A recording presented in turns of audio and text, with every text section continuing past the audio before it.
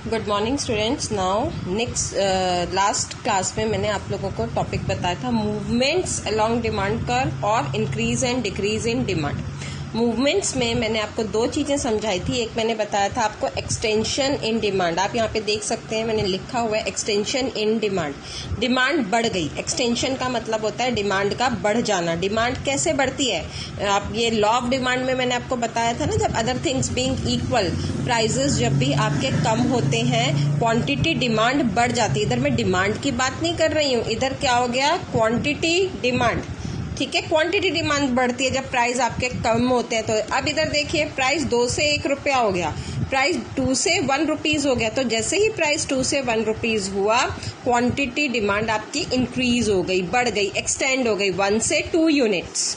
1 unit से 2 units आपकी quantity demand increase हो गई।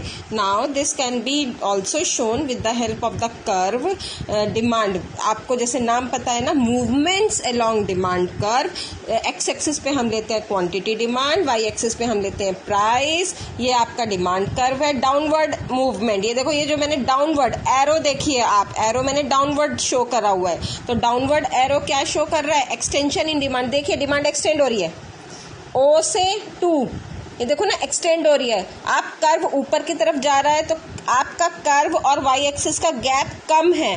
कर्व नीचे की तरफ आ रहा है तो आपका O से D जो है वो आपका डिमांड कर्व, वाई एक्सिस से D का जो कर्व है वो एक्सटेंड हो रहा है, वो बढ़ रहा है।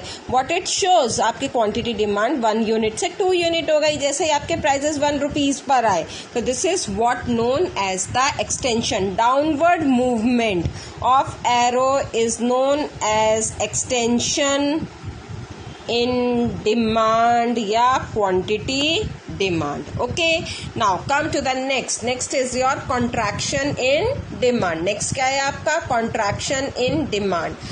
contraction in demand, demand contract हो गई, कम हो गई। डिमांड कम कैसे होगी? जब आपके प्राइजेस बढ़ जाएंगे। तो आप इधर देखिए प्राइजेस आपके पहले प्राइस, जब आपके प्राइजेस बढ़ जाएंगे 2 रुपए में कितना क्वांटिटी डिमांड है? 1 यूनिट। 1 रुपए में 2 यूनिट। तो upward movement of the arrow along demand curve, ये हमारा डिमांड कर्व है। क्वांटिटी डिमांड एक्स एक्सिस पे, वाई एक्सिस पे आपके प्राइजेस ले रखे हैं। अपवर्ड मूवमेंट देखिए, ये मैंने अपवर्ड मूवमेंट, देखो डिमांड कॉन्ट्रैक्ट हो रही है। डिमांड ये आपकी, ये डिमांड कर्व है, ये कॉन्ट्रैक्ट हो गई। ये डिमांड कर्व है, ये एक्सटेंड हो गई। डिमांड कॉन्ट्रैक्ट हो गई प्राइजेस बढ़ने के कारण। जैसे जैसे प्राइजेस ऊपर बढ़ते चले जाएंगे डिमांड कर्व आपका स्क्वीज होता चला जाएगा, कम होता चला जाएगा। That is basically known as the contraction in demand, कम होना डिमांड का। और ये क्यों होता है?